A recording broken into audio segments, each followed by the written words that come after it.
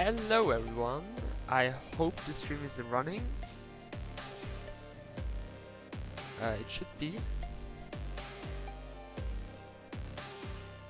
Let's see.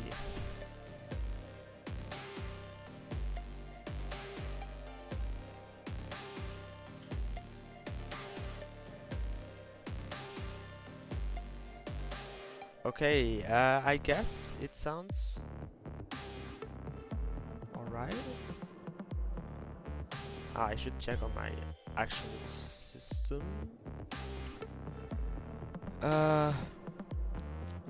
If anybody's in chat, could you please tell me if the audio is alright?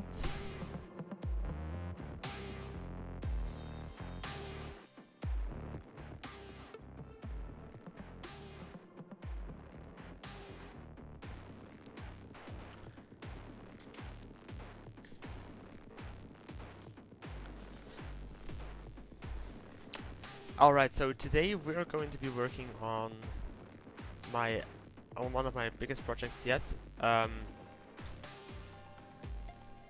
This one right here.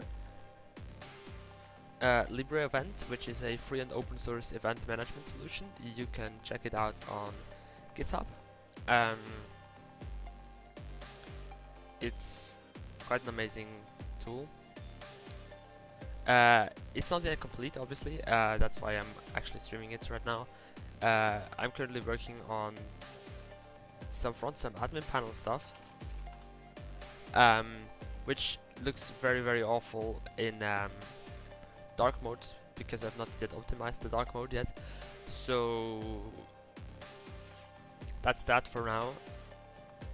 Also, colors on my screen look way off compared to the other one I usually use for reference, because usually I use both of my monitors for developing software, especially web apps, but today I should obviously use one. But luckily with my window manager it's quite easy to just move around. I have shortcuts for it, so shouldn't be a problem. Or could even use Alt-Tab. So essentially what we're gonna work on is this here. This is the locations. So essentially what we have here is you have different event locations you can use. You can create your own locations. We're gonna create a page where you can actually configure a new location for it, and so you can add in your location. And we're probably also gonna do one for adding an event. Right now it's using just the stock image, so the stock logo of the project as the event icon, which you can personalize in the future once I get around actually to implementing it. And then there's lots of other settings pages I've not yet come around to configuring. For example, here we also have a ticket editor, which I should allow to extract canvas data, because otherwise it does not look good. But I guess with that, let's get started. We're gonna use probably big buttons is not the best kind of. We're gonna use the same kind of structure here as we used for the events, so you could actually essentially just copy it.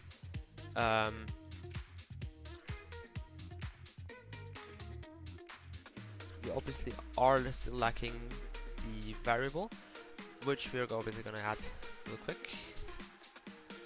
And this is gonna be a JavaScript object, and we're gonna have it contain yet another object, because it's way easier to do it that way.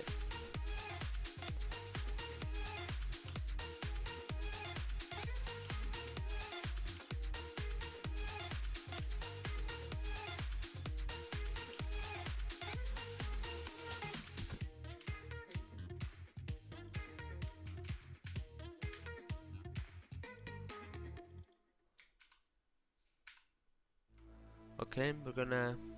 Okay.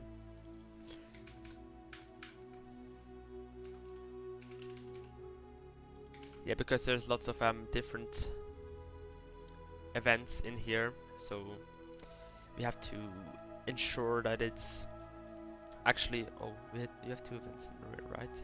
Yeah. We have to actually ensure that it's loading the correct data, and we don't replace. We can actually just remove the images anyway.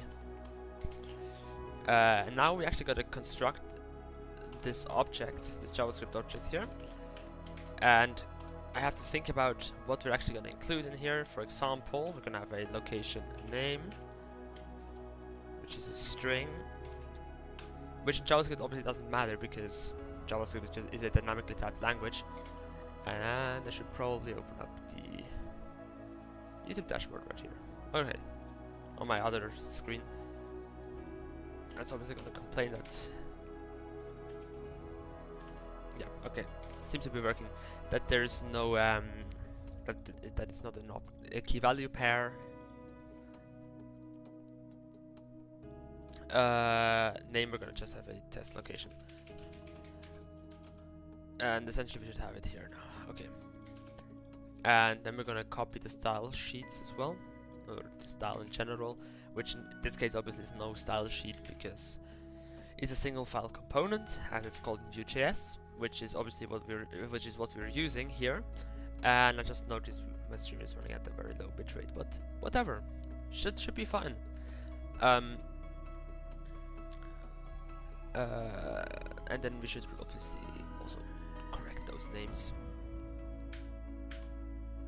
Location selector. Alright. It's always so hard to name things, especially in CSS, where you should actually in the future still know what you're actually talking about. Which, if you can't, really bad. Let's see, audio wise I should be fine. Maybe the music is slightly too loud, but I can't tell because I'm actually listening to different music because the music I'm listening to is copyrighted. That's the huge benefit of having a mixer as your input device, where you can just have certain inputs just sent back to the PC, and others just only send to your outputs, which in this case is my headset. So it can listen to different music than actually the one that is playing on stream.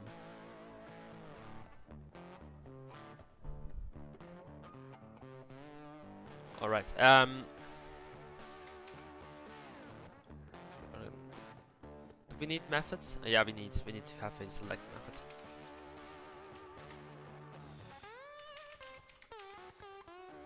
And then we're gonna have a location ID here. Exactly.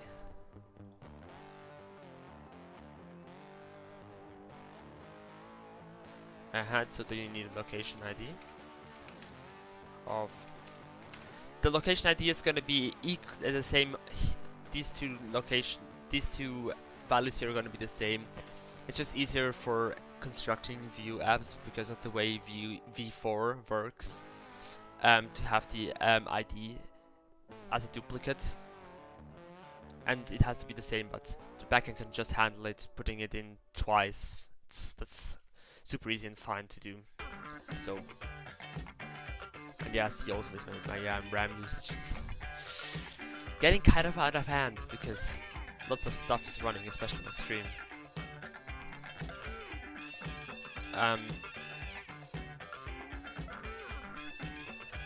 So we have the location.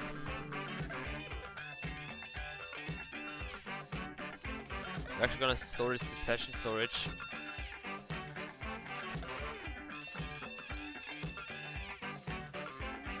So, such that the next view we're gonna construct, which is the location edit view, is actually gonna know what we're actually doing here. What I would actually consider doing is, as well as, actually want to switch to this workspace, whatever. What I actually consider doing is putting such like an overlay on here, like a pop-up that opens up when you want to add a new item to it. Actually, the VLs is still missing. Here we need the VLs. So else if, yeah, and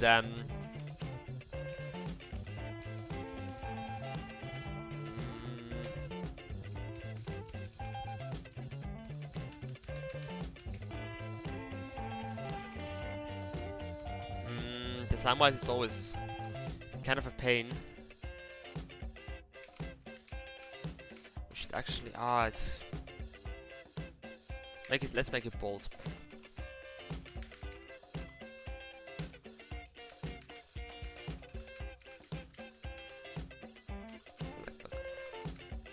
Okay. No, add location. What the fuck? Anyway. And this function we're obviously still going to have to add.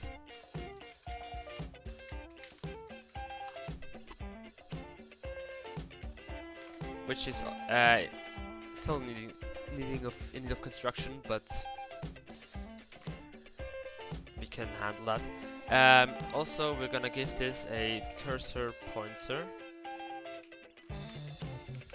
such that if you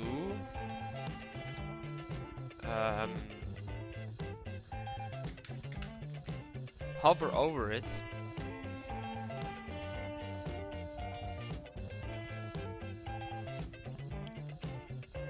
aha,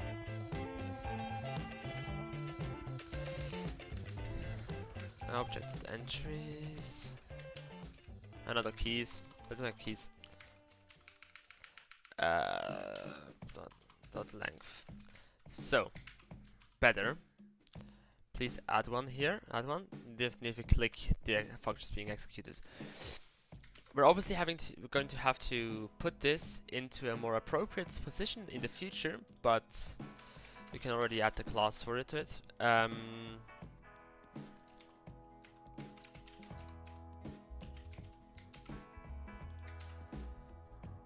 We essentially are going to make it. Let's actually do it right now. The ticket also should be replaced. We don't need that. Also, we do not need that. That's very nice about VS Code. It shows you. Actually, I'm using VS Code, as you can see here, but it actually shows you how many times you've used a certain CSS class.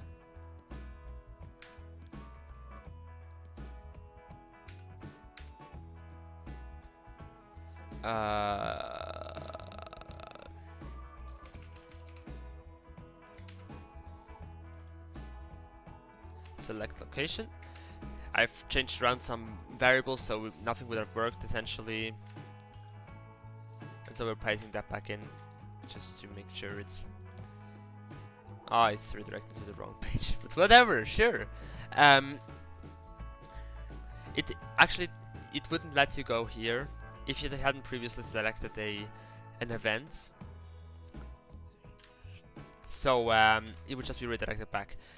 In this case, though, we're gonna go to /admin/locations/view or something like that. I may actually just open up a pop-up because this is such a simple thing to edit. There's not much going on.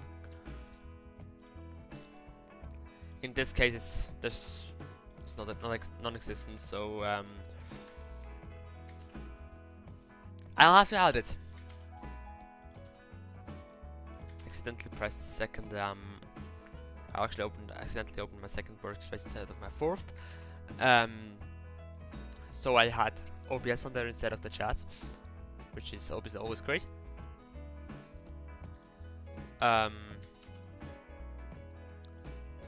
Give me 1 sec.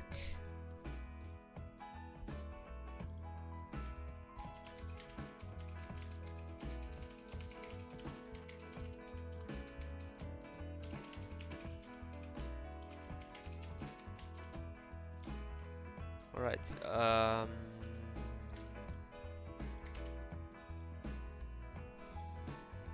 What? Okay, we need the description for the event as well. For the location as well. Ah, do we literally need one? I don't think so. We should show though if it has a seat plan or a seating plan. Seat plan. If it's true, that's gonna be set by the system automatically, and the seat plan is probably gonna be stored in here. Oh, seat plan is probably gonna be stored in an event, in a object in here.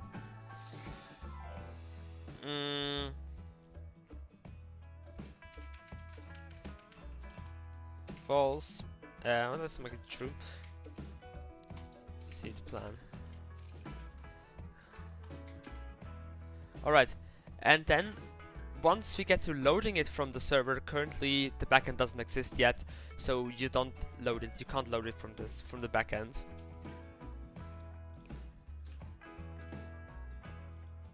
Plan enabled. Yeah, okay. We gotta still make it more beautiful, as a true is not really helpful to anybody.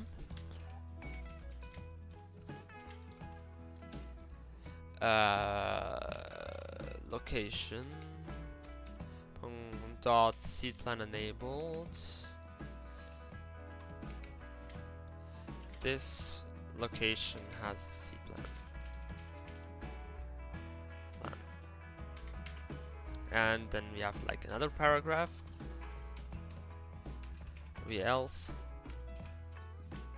this location has no seat plan.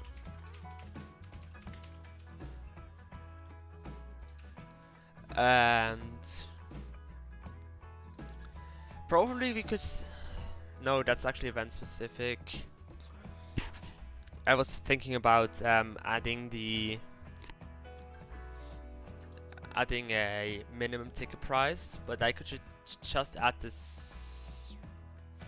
Yeah, I could add a what did I want to say? I could add a total seats count. The question is this actually necessary? I'm not sure.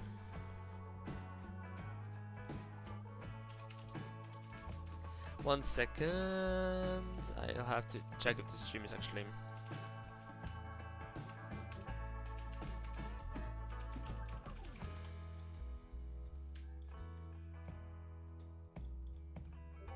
Yeah, okay.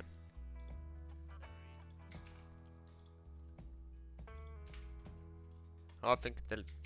Oh. Alright.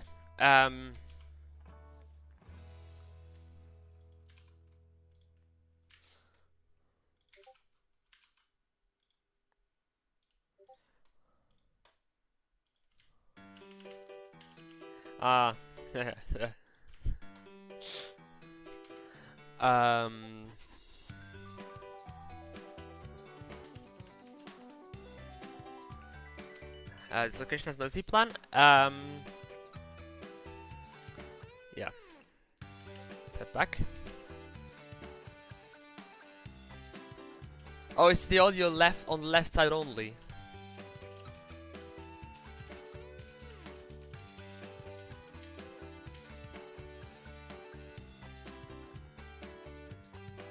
Ah, that's great. Oh, I see you.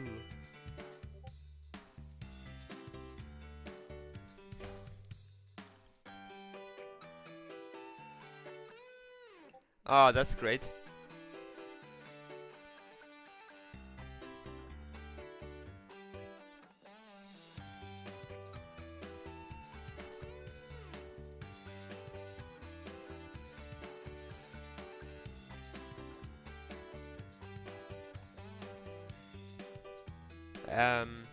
Okay. Raz?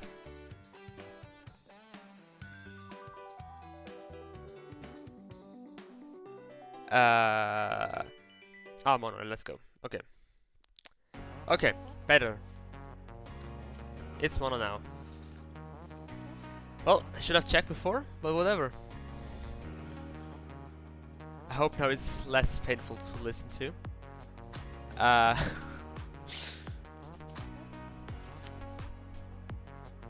And now then, once we load the seed plan from the server, we have the seed plan here in this variable, or in this key value pair.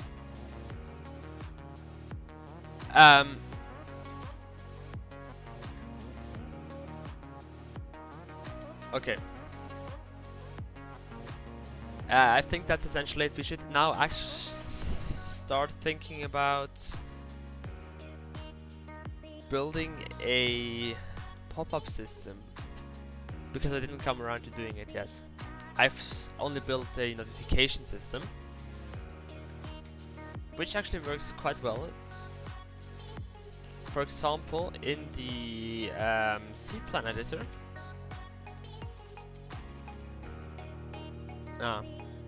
If I would spell it correctly, we have like the saving, which it obviously doesn't save yet. That's gonna come in the future. But we have the notifications API you can click on and such. Yeah. You can zoom. And you can reset. You can zoom in the other direction. You can reset and such. You can add more components. You can delete components. You can save. Yeah, that's essentially it. And you obviously can say it, resize, you can...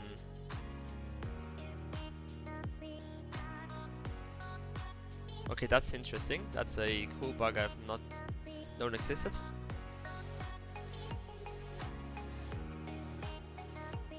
Oh, something's wrong with the deleting though. The sedan and stage are essentially the same. But you can like create those really fancy seed plans yourself, and you can, once I have actually implemented it,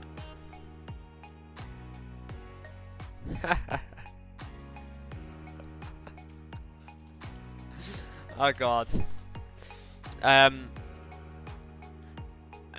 once this actually works out, we can also change the origin so it flips as well as here.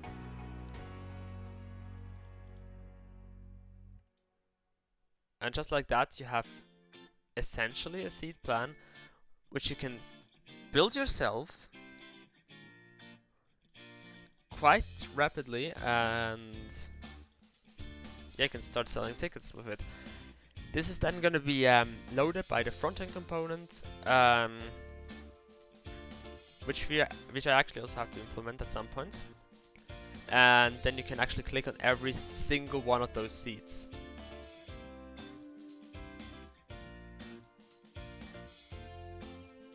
Max a bit quiet.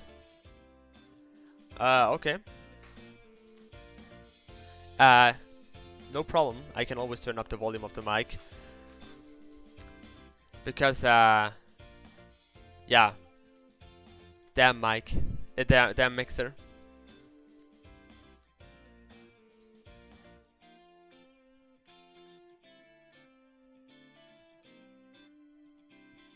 What?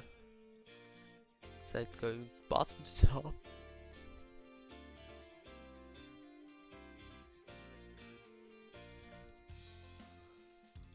What line?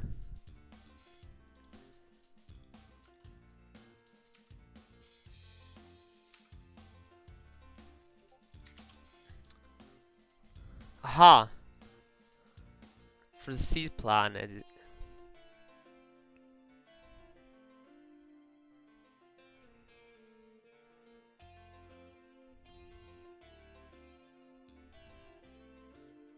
straight hammer. Ah, I see, yeah. Okay, somebody just had a remark that it's not exactly straight, which I know it isn't. which I might need to fix in the future. But I'm really not I'm really not fancy rewriting the formula that's responsible for calculating this. But I mean, I might just do it. And yeah, just because should look better if I do. But actually, just going back to what I was actually trying to do, we're now going to integrate a new component in that I still have to finish.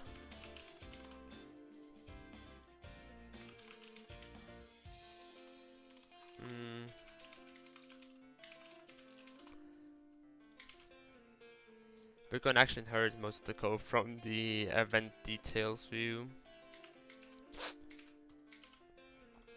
It's just easier that way. Just to strip out stuff once you have everything necessary in there already. Then we can also go into the router settings. I think I did it that way.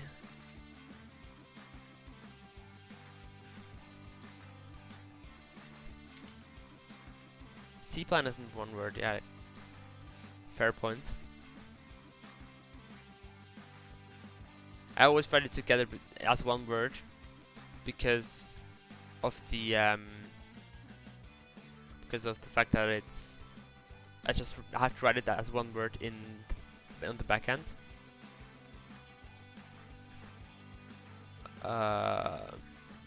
Let's send all the C-plans.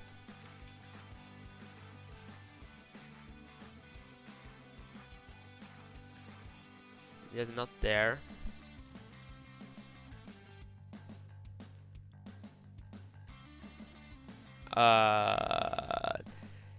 It's in a lot of files. I have to figure it out at some point. Where is it? Seeds plan editor. Can't for the life of me find it though. Ticket editor view.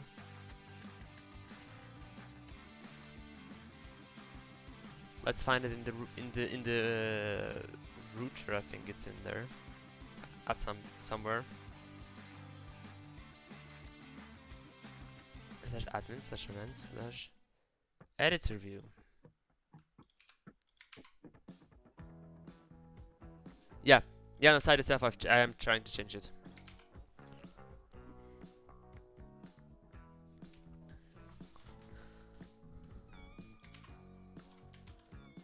Alright, now we gotta put in a new route. I think it's okay. Oh, that one is still wrong. Actually,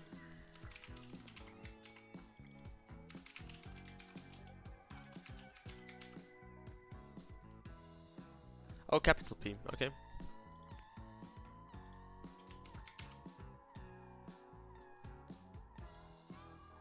Fair point.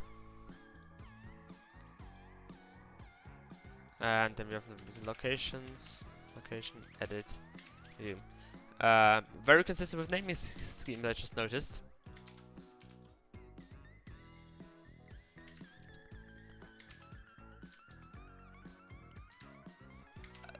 So here in the location edit view, I should probably change the location details view, but whatever.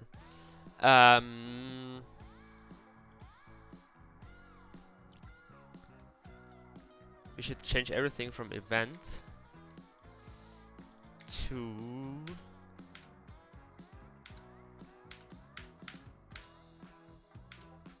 locations. Not that one though.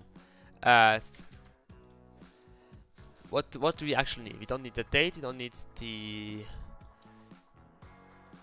event. We don't need. We need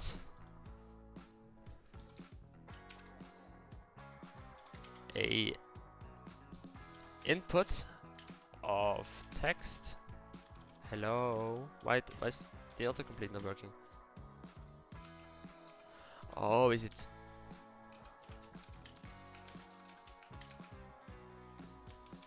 Also, that's not necessary. Okay, way better. We have vModel. Cool VS Code bug. Oh. Aha. Event dot name.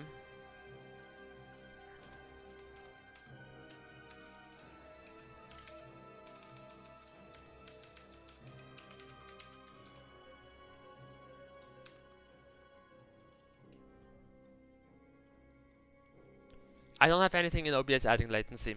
It's just YouTube adding latency. I have it on set on low latency.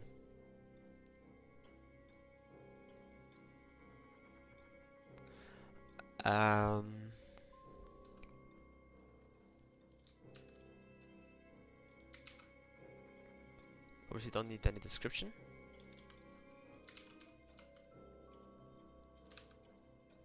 Wow, VS Code is freaking out. And it's not a ticket editor, but a seed plan editor instead. And I real quick should probably restart VS Code.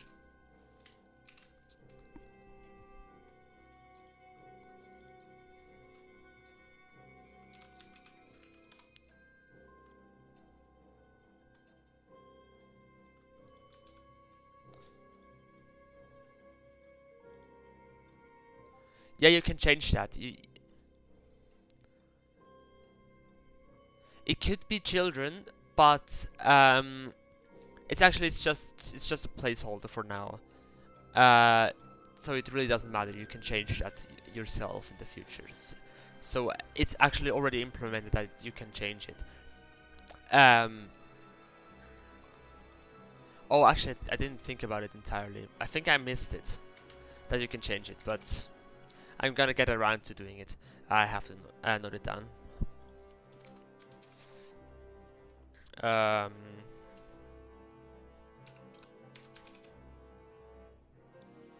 Make age groups or something like that. Change or ticket pricing groups or something like that. Changeable.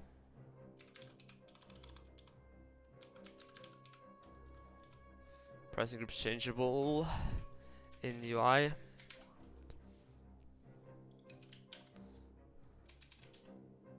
Categories.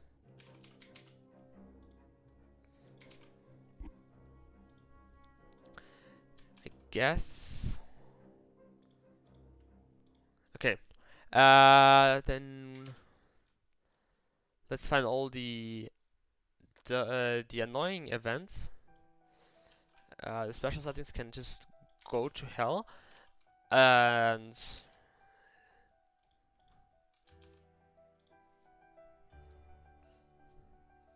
the category settings can also go to hell.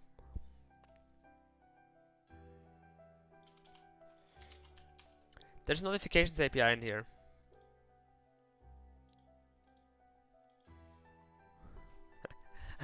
Thanks. Oh god.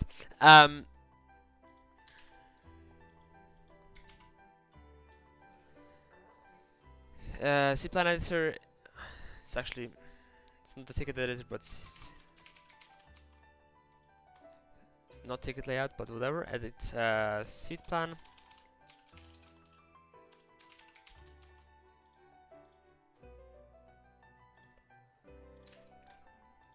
The thing is that is gonna be kind of painful to do is gonna be the implementing a multi-language support, which I'm not actually planning on doing for the first release. I'll add this very shortly after the first release, full release. I could have straight up implemented it from the start, but yeah, somebody was too lazy to do it. I mean, I even have the prerequisites for it. I even have the damn things, the JSON files prepared in here. So it would literally be me going in adding a variable and then just loading the JSON object from the JSON file from /lang /whatever/whatever/whatever.json, and which wouldn't obviously wouldn't take much time, but you have to do it, and that's the problem. Since this project is already so huge and I have to finish by the end of October, I'm not gonna add more to it. I'm gonna do it once I'm through with the whole project. What essentially do we need to add on the locations themselves?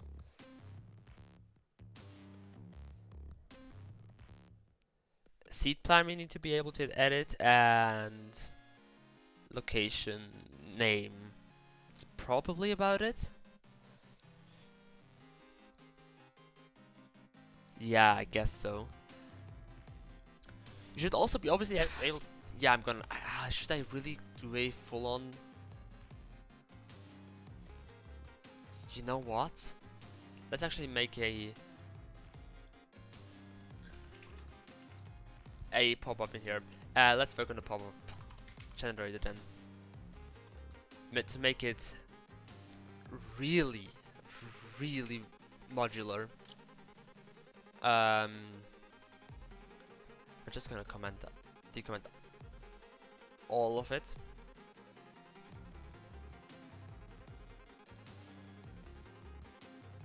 Yeah, like that.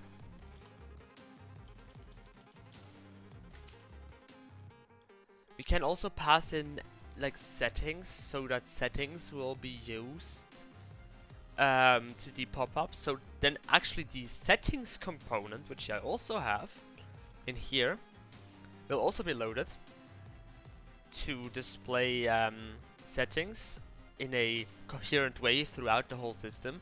I've spent so much time thinking about how to optimize everything to be like just spread out over so many different files, so it's entirely modular, which just changes how you write software in a sense, like completely.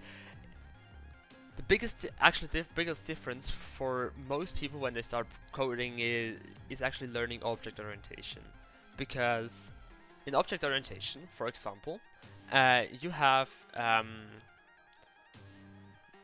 let's look again. You, for example, have classes. For example, yeah, let's just call it test. And those classes can inherit from other classes. So, for example, if you have a class test2, it can inherit from class test. So everything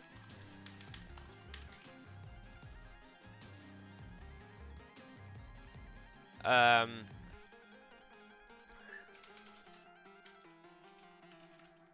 think I'm dumb. I think the syntax is not that way in JavaScript. I think that's not the syntax in JavaScript. Ah, yeah, I'm dumb. Yeah, it inherits from test like that. Am I dumb?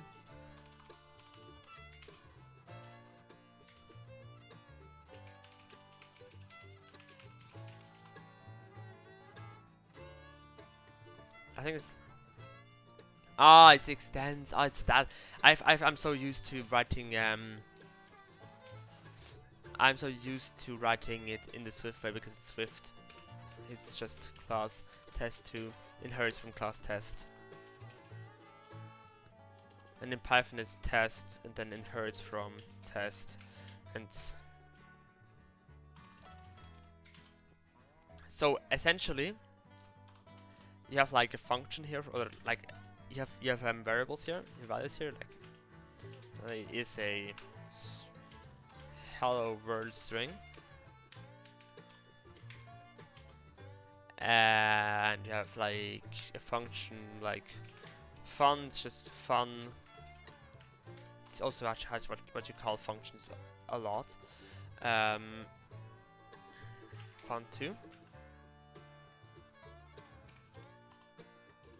Constructor. We also need a constructor. which we actually, yeah, I mean, we don't need a constructor. You can have one, but you don't necessarily have to have one. We can actually call here fun, actually. And so it's gonna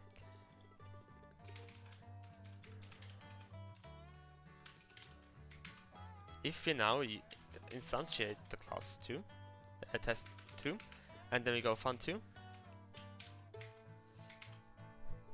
and then we cd back into node package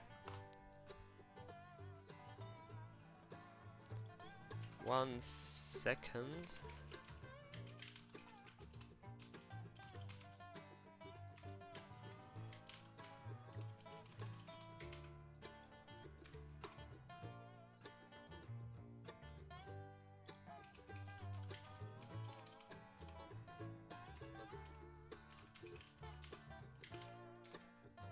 I don't remember how it was in JavaScript anyway.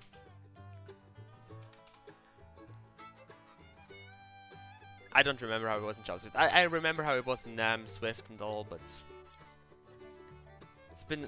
I've never actually used inheritance in JavaScript literally at all.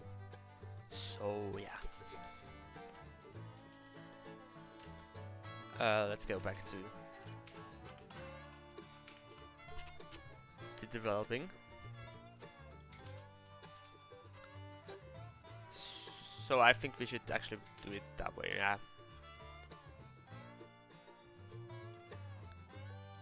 Yeah, and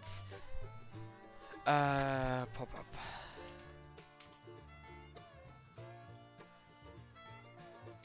Now the question is, how do we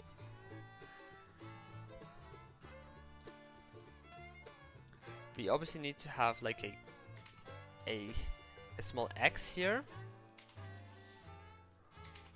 which we can easily do by not deleting everything.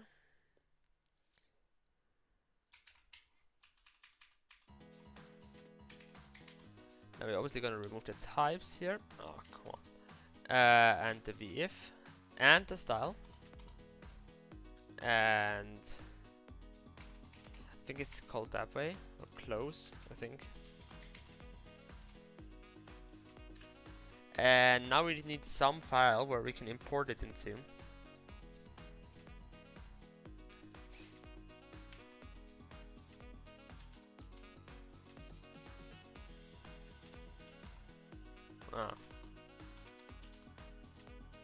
How is it called? Now it is called pop-ups.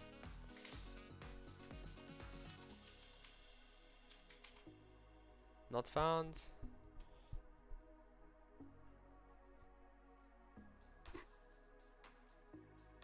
Aha, pop-ups.view.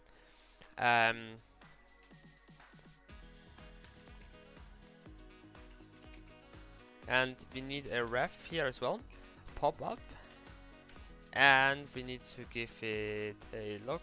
I think I have not even specified that yet in this copy of it. No, because you can give my the notification class on yeah, exactly, in the pop-up one. You can and this notification one, you can give it a position, so you can give it like top left, bottom left, top right, top left, bottom right, bottom left as an argument, so that it positions the notifications accordingly. But with a pop-up, it's just in the center of the screen, in my opinion, so there's literally no need to doing it in any other way.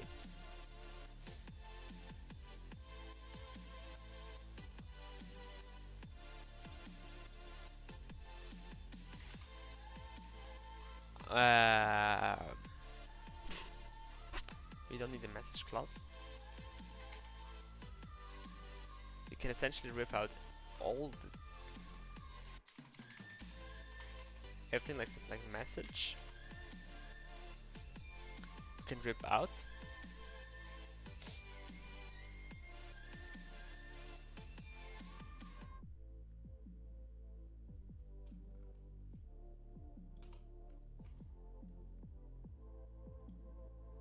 Cool.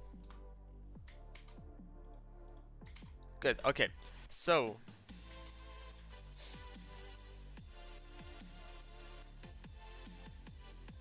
message box. Okay, I think we should start out about this point. Types message. We can also reply.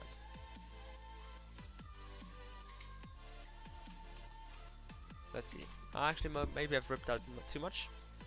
The message can go though. Message container.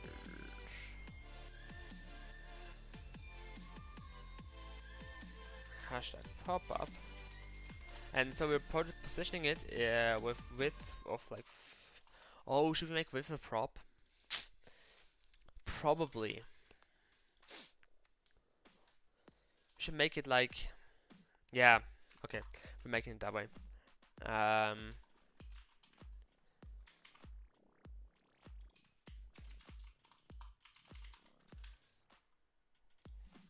Making a prop. A prop is something that's passed through to a other component. And I'm not sure if it's function or not. It's not. That's why it's complaining. It's an like that. Okay.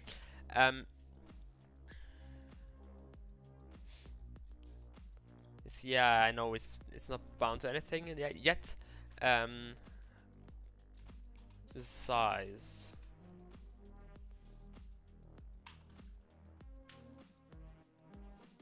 Yeah, we can just make it type string default is normal size.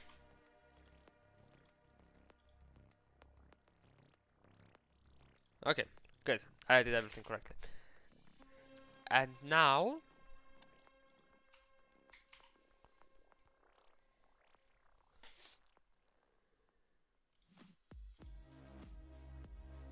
we actually put this to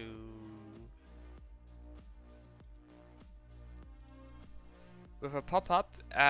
We can make it position absolute fixed, so it's that it is in the center of the screen. We have to do some. Oh, we actually need to do a backdrop, right? So that's gonna be full size then.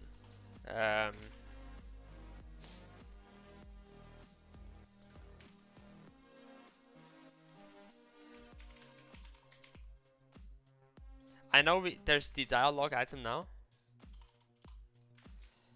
element now, but I'm not a fan actually. And the thing is, browser support is still not 100% there, and so I figured let's just ignore its existence, and do our own implementation of it. With 100 viewport width and height, 100% viewport height. So, and then background color is gonna be black. No, actually, we're gonna go RGBA 0, 0, 0, 0.6 or something like that.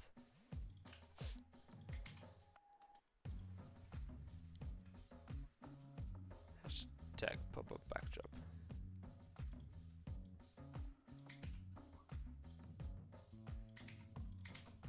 Interestingly enough, it's not even.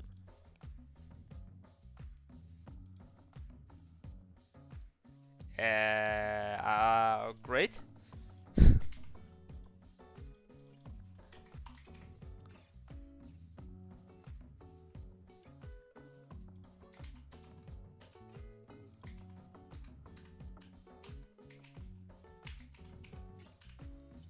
And it's actually fixed, right?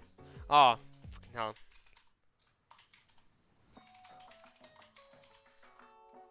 That's the problem. And then we also need a beautiful set index of like 10 to ensure it's always on the top. Probably slightly darker.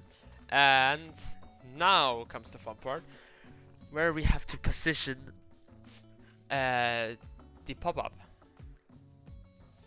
And now we can work with classes. The class pop-up has a position. Oh no, actually no, never mind. It's way easier than I thought. Display flex. Ah, wait, we do need to consider this will not be shown all the time. So we have a pop-up container.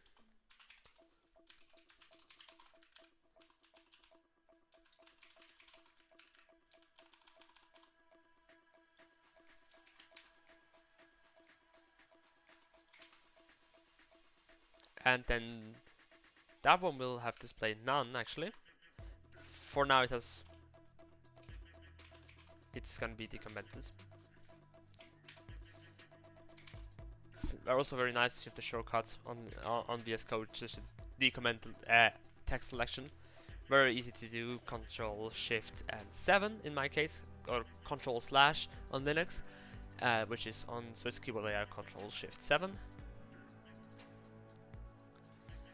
And now we're gonna do the pop-up container.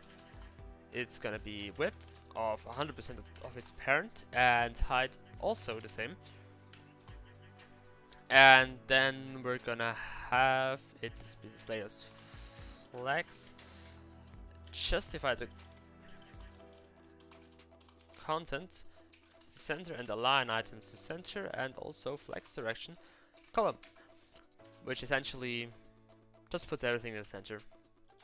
That's just about what it does. And then we have the pop-up itself, which can have a multitude of classes, which is going to be small, which has width, let's say 40%, height also 40%, and then we have normal, width like 50%, and also height 50%. And then dot big width with 60%, and height as well 60%. And then you have like huge, and that's gonna be like 80%.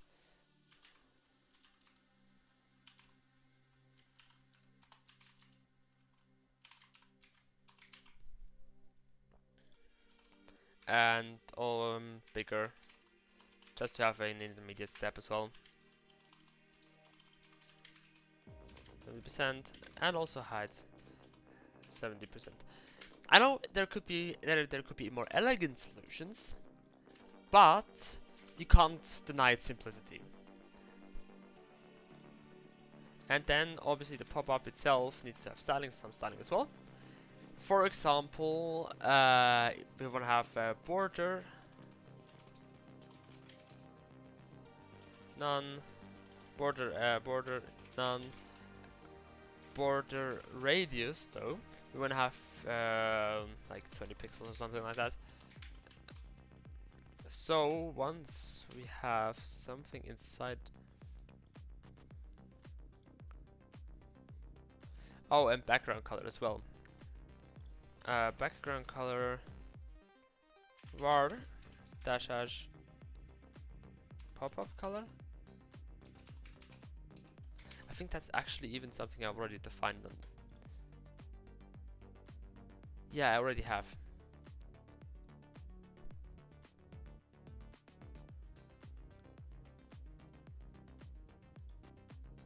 Now the question is only where is that?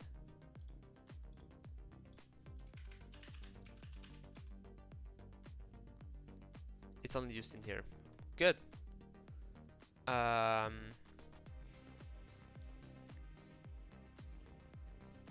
Where is it? Oh, overlay color. Okay.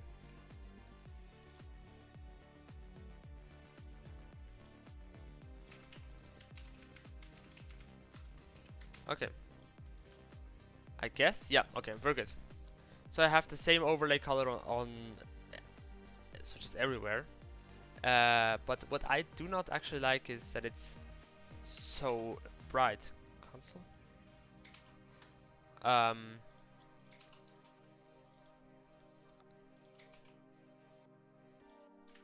Is it actually not entirely dark? Oh, is it? I've actually changed my mind on this color. So much better.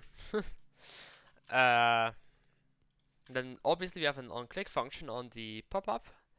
On this one. Close pop-up.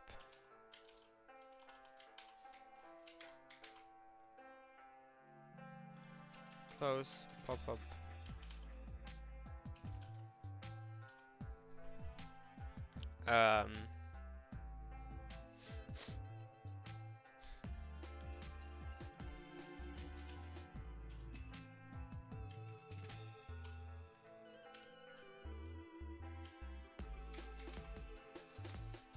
Dot shown equals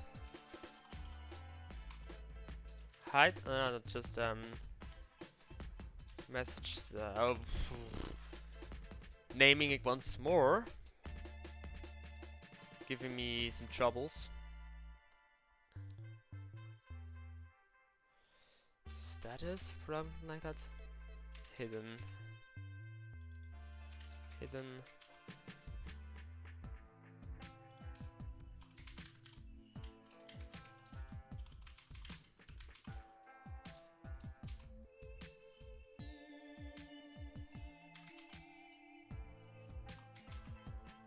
Okay.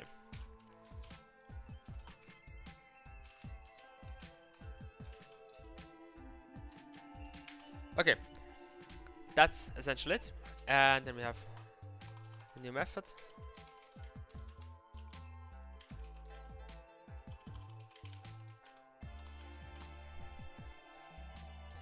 Should we build a pop-up scheduler? I don't think so, but it's a thing we could do. I might do it in the future.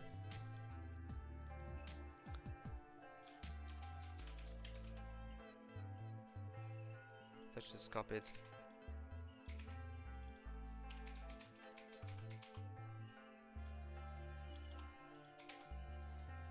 Okay, then we have the message here. Oh no, actually it's gonna be harder to do.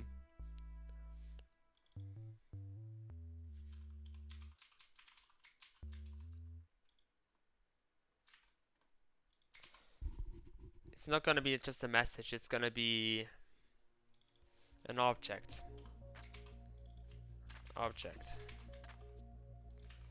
Instead, because we need to pass in like event details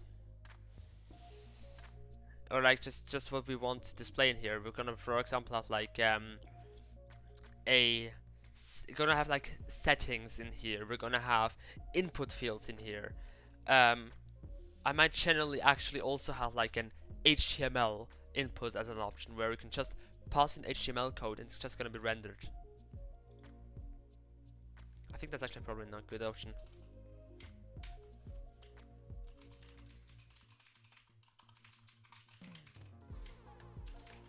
HTML settings for settings component and normal text, so strings, numbers,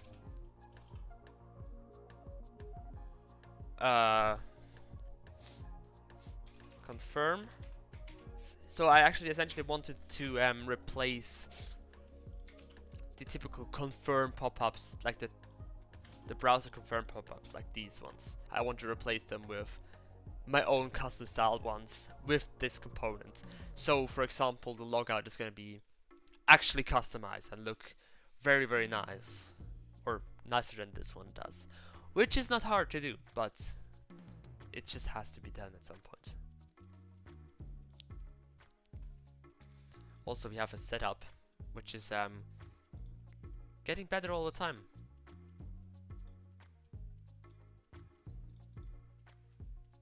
Yeah, and then you're almost gonna be redirected to the admin panel, which you're gonna be rejected from if you're not logged in. But there will be a function that logs you in automatically, and on the server side, once the server receives the data, and then it's gonna try and log you in, but it's gonna fail. But yeah, it's not gonna fail as it is now. And actually, I had a seed plan editor before. I had a seed plan before, and it was in that way you could such that you could have different kinds of multi-select as well. I just noticed something. Radios. That's what they're called. Drop downs. Multi-select. Selection. The one here, that's what I meant for selection. You can just select different kinds of events, and then you can go to card, which is obviously not designed yet fully. You can delete this. It's also not designed yet because it's gonna be scrapped with once I implement the new ticket editor, not the ticket editor, which I also do have actually, as a matter of fact.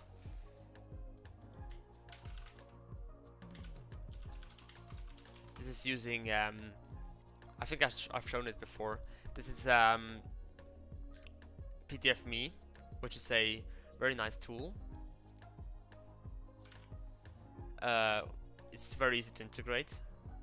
And then here we also have some billing information, which if you wouldn't be logged in, which you can just simulate by currently by going into the stores, back user store, and setting is user auto false. And then it says, well, go log in, create a new account, or purchase as guest, which depending on what you want, it's currently not created yet, but you can disable that functionality. Then you essentially log in with email and password. Currently it just logs you in anyway, and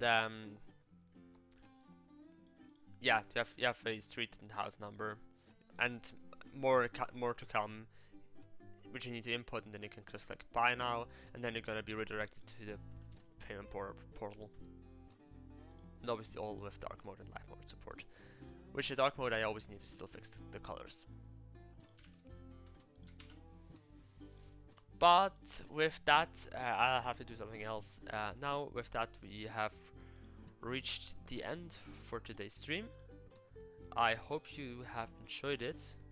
If you did so, please leave a like and consider subscribing. And we'll see you in the next stream, where I might, or in another video where I'm actually planning to do a video showcasing the all the features of libreevent,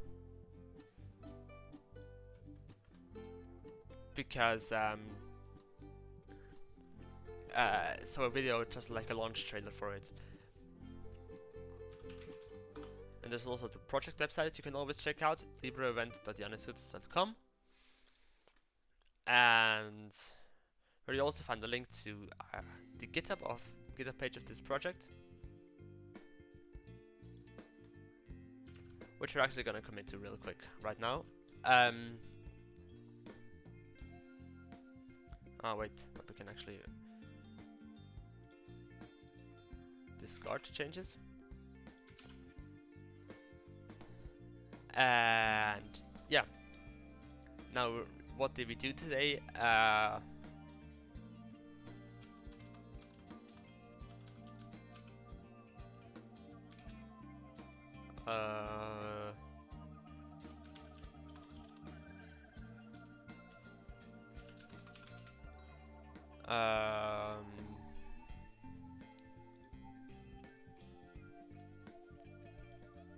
Location editing.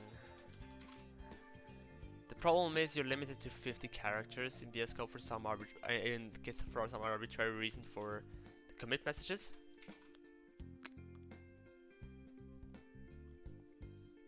and as you can see, it's already up on GitHub. Which is actually not true. The languages that are displayed here is actually not true. For some reason, it doesn't show any CSS because there is CSS in here. There's a... It's not much CSS, but there is CSS in here.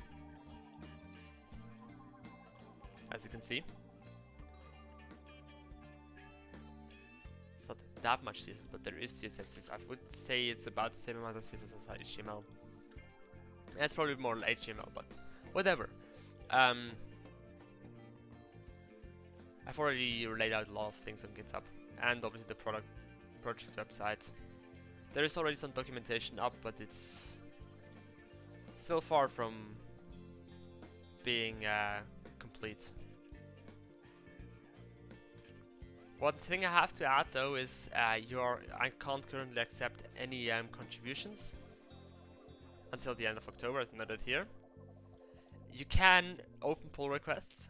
I will have a look at them, but I won't accept them into master until October 31st. Or actually probably November 1st. Because as part of my finals exam, I have to make a project completely on my own. And so I can't accept any contributions. But I can accept contributions in the form of issues, where you just can give me feature requests and such, which I might take a look, which I'm obviously going to take a look at, and I might consider integrating. Or if you find any problems in the code, please let me know. And with that, we have reached the end of the stream. I hope you have enjoyed it. Again, see you next time, and have a nice day. Goodbye.